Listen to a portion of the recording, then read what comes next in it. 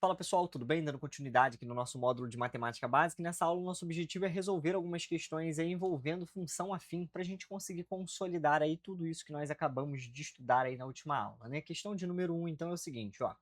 A função que corresponde ao gráfico a seguir é dada por f de x igual a ax mais b, em que o valor de a vale. Bom, pessoal, o objetivo aqui é calcular o coeficiente a, né? O coeficiente angular. Se fosse para encontrar o valor de B, seria perfeito, né? Porque era só bater o olho aqui, olha, eu já diria que seria 6. Mas nesse caso, eu preciso encontrar o valor do A. E aí, para encontrar o valor do A, nós temos que aplicar uma fórmula, né? O A, ele é a variação do eixo Y dividido pela variação do eixo X, né? O delta Y sobre o delta X. E aí, vamos lá. Como muitos alunos têm dificuldade, às vezes, em colocar o sinal, né, na hora de fazer essa divisão, escolher quem é o final e quem é o inicial, quer dizer, escolher não, né? Identificar quem é o final e quem é o inicial. Qual é a dica que eu te dou? Pega dois pontos, de preferência, né, os pontos que estão dados ali pelos pares ordenados, que nesse caso é esse aqui e esse aqui. Pega esses dois pontos e analisa a variação, né, dos eixos sem preocupação com o sinal. Como assim? Dá uma olhada aqui, olha só, a variação do eixo y ela vai do 6 até o zero, ou do zero até o 6. Como eu falei com você, a gente não está se preocupando com o sinal. E até o zero que eu digo é porque ela vem até aqui abaixo. Então quer dizer que essa variação aqui, olha, ela é de 6, tá bom? 6. Calma que já já a gente vai discutir aí os sinais. E com relação à variação do eixo x, perceba que a variação do eixo x, olha só, é esse tamanho aqui, olha, indo do 0 até o 3, ou do 3 até o 0, porque novamente nós não estamos nos preocupando aqui com os sinais. Então significa que a variação do eixo x é de 3. Aí você vai fazer aqui 6 sobre 3. 6 sobre 3, aí você vai encontrar o gabarito 2. Agora, cuidado. Se você marcar a letra B, você erra. Por quê?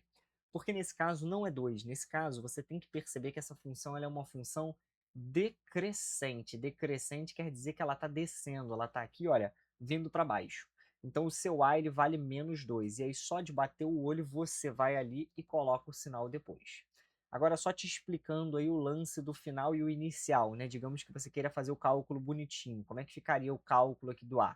Bom, nós teríamos aqui final do eixo Y seria o zero, porque ele está saindo daqui de cima e está vindo até aqui embaixo. No caso, ele está indo até o 3, mas o 3 está no eixo X. Então, ficaria 0 menos o 6, que é o inicial, e aqui embaixo ficaríamos com 3 menos 0. Por isso que a parte de cima ficaria menos 6 e a parte de baixo ficaria 2.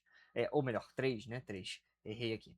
Na parte de baixo ficaria 3. Aí menos 6 sobre 3 daria 2 negativo, por isso que o sinal aqui tem que ser negativo. Mas cuidado com esse lancezinho de ficar se preocupando com o sinal, porque você pode acabar errando. Então, olhe sempre se o gráfico está descendo ou se ele está subindo para você escolher o sinal. Avançando aí agora a questão de número 2. Essa é uma questão de matemática. Caiu na prova do Enem e você não precisava fazer cálculo nenhum. Inclusive, nós não vamos fazer cálculo. Nós vamos bater o olho, vamos marcar e vamos seguir a nossa vida. Perceba o seguinte, ó.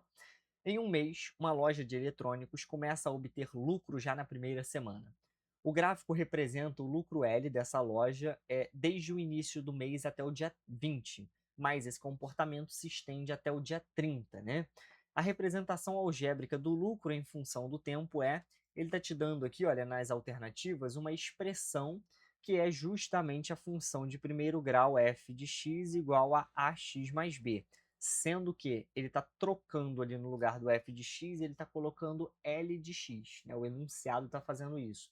Simplesmente pelo motivo, né, de expressar essa função como sendo um lucro. Mas aonde é que está o ponto-chave aqui da questão? O ponto-chave da questão está aqui, olha só. Uma vez que você sabe que esse eixo y aqui, olha, e esse eixo vertical, ele é o eixo y. Uma vez que você sabe que ele está sendo cortado pelo gráfico no ponto menos 1000, necessariamente você tem que dizer que o b, que é o coeficiente linear da reta, vale menos 1000. Se o b vale menos 1000, você olha aqui nas alternativas e só tem uma resposta, que é a letra D aqui, olha, que está valendo menos 1000 aqui no ponto, no termo independente. Então ela é simples assim, essa questão, para você conseguir matar ela, bastava você identificar ali o ponto que cortava o eixo Y. Se você quiser fazer o cálculo do A e aí você vai fazer, aí você vai aplicar aí o ΔY sobre o ΔX, mas aí vai ficar uma tarefa para você descobrir. Vamos avançando agora a questão de número 3, agora a gente já vai puxar a sardinha para o lado da física, agora a gente já vai puxar um pouquinho ali para a nossa área, né? Um entregador de mercadorias viaja em uma rodovia retilínea. Sua posição S em quilômetros em relação à base, né, das entregas varia com o tempo em horas, conforme é uma função de primeiro grau. Sabe-se que no instante t igual a zero, ele está no quilômetro 100, e após 5 horas de viagem, ele atinge o quilômetro 300. Qual é a função horária do movimento e qual é a velocidade do entregador? Bom, pessoal, vamos lá. Ele fala para você que no t igual a zero, no ponto inicial, a sua posição é 100 km. Isso significa, então, que quando você escreve ali a sua função do primeiro grau, o seu f de x igual a ax mais b, né, ax mais b, quando você coloca zero no lugar do x aqui, que o x vai fazer o papel do tempo, né, nesse caso. Quando você coloca zero aqui, só vai te sobrar o b, só vai te sobrar o termo independente. Então você vai estar zerando esse termo aqui. E o termo independente é o termo que está sozinho. Ele tem que valer 100, então. Então, necessariamente, a sua resposta ela tem que começar aqui, olha, com o número 100, sozinho, separado de todos eles.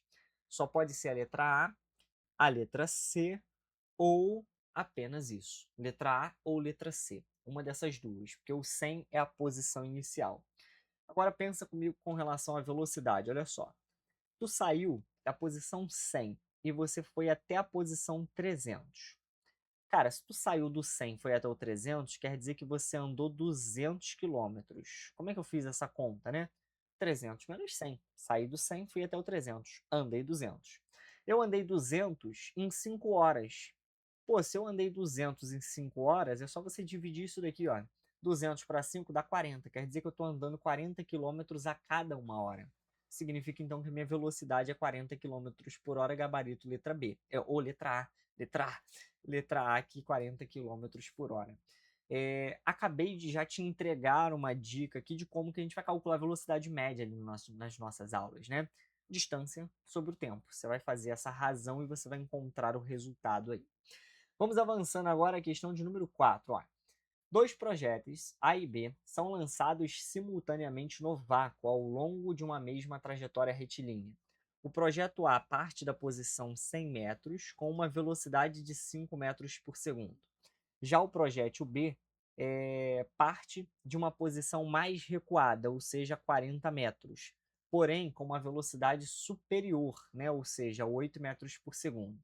Considerando que ambos os projéteis, né, estão se movimentando no mesmo sentido, estão indo, no caso, assim, ó, um atrás do outro, quanto tempo que vai levar para o projétil B alcançar o projétil A? Então é como se fosse assim, olha, é como se eu tivesse uma estrada, né? Ao invés de projétil, eu vou imaginar aqui duas bolinhas.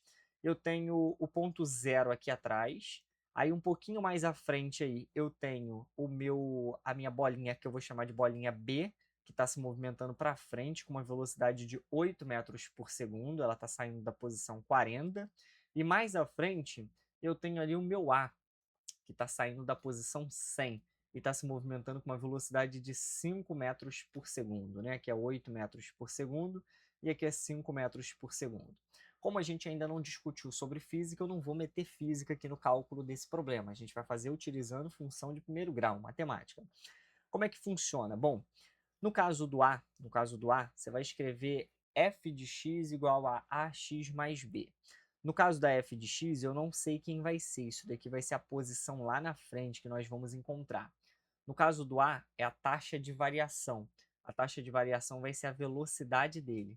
É o quanto ele varia, né, de espaço ao longo do tempo ali. No caso do x, vai ser o nosso tempo, né, o tempo que vai levar. Então, vou substituir aqui, olha, o x pelo tempo. No fundo, o que eu estou escrevendo é esse aqui, ó. F de x é igual a ax mais b. Só que no lugar do x eu estou substituindo pelo tempo. E o b? O b é o ponto inicial, é o nosso coeficiente linear, é aquele ponto onde corta o eixo y, que no caso é o termo independente. Para o A, ele vale 100. Agora eu vou fazer a mesma coisa para o carrinho B. Para o carrinho B, eu tenho o seguinte, olha só. Eu vou ter uma função que agora eu vou chamar de g de x, só para não ficar igual. A minha taxa de variação agora vai ser 8, multiplicado pelo tempo, porque são 8 unidades, né, a cada tempo. E a nossa posição inicial ela está um pouco mais recuada, ela está na posição 40. Prontinho. Agora eu quero o seguinte, eu quero saber o momento em que eles vão se encontrar.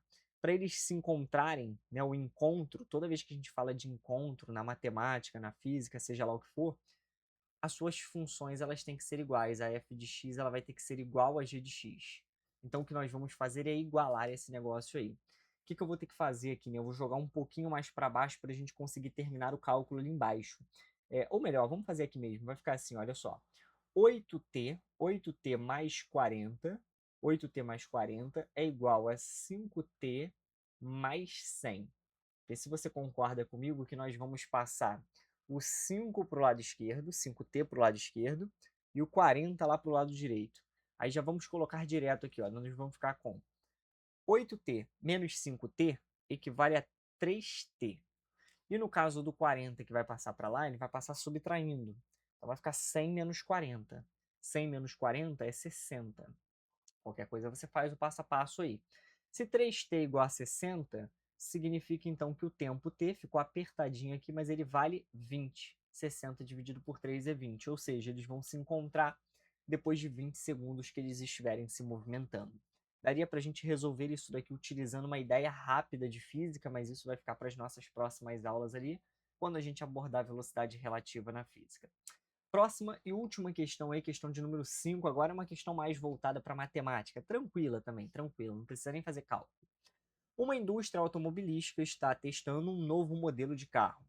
50 litros de combustível são colocados no tanque desse carro, que é dirigido em uma pista de testes até que todo o combustível tenha sido consumido. O segmento de reta no gráfico mostra o resultado desse teste, no qual a quantidade de combustível no tanque é indicada no eixo Y, que é o eixo vertical, e a distância percorrida pelo automóvel é indicada pelo eixo X, que é na horizontal. A expressão algébrica que relaciona a quantidade de combustível no tanque e a distância percorrida pelo gráfico ou melhor, pelo automóvel ali no gráfico é. Bom, pessoal, batendo o olho aí, perceba que as suas alternativas são funções, funções de primeiro grau. Então, aparentemente, tudo que você precisa é identificar a lei de formação dessa função. Lei de formação é o seguinte, sabe aquele f de x igual a ax mais b? Que ó, f de x é igual a ax mais b. Você precisa descobrir quem é o a e quem é o b para poder matar a questão. Olhando ali para o gráfico, eu estou vendo aqui claramente, olha só, o meu B ele vai valer 50. Deixa eu dar um zoom aqui para você, olha só. No caso, ali é o ponto que corta o eixo Y. O ponto que corta o eixo Y é 50, então meu B é 50.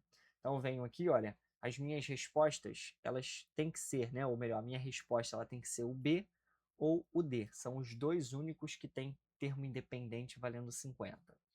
Agora fica fácil a gente matar também qual que vai ser a alternativa pelo seguinte motivo. Quando você olha para esse gráfico aqui, olha, claramente ele está descendo.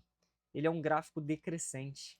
Decrescente significa o quê? Significa que o coeficiente A ele é menor que zero. Então eu não preciso nem fazer cálculos. Só preciso olhar aqui quem tem o sinal de menos. O sinal de menos aqui está na letra B, então está resolvido aí sem precisar fazer cálculo nenhum. Bom, pessoal, por essa resolução, então, só isso tudo. Espero que você tenha compreendido aí essa ideia, espero que você tenha gostado. Um forte abraço, te vejo nas próximas resoluções aí. Até mais.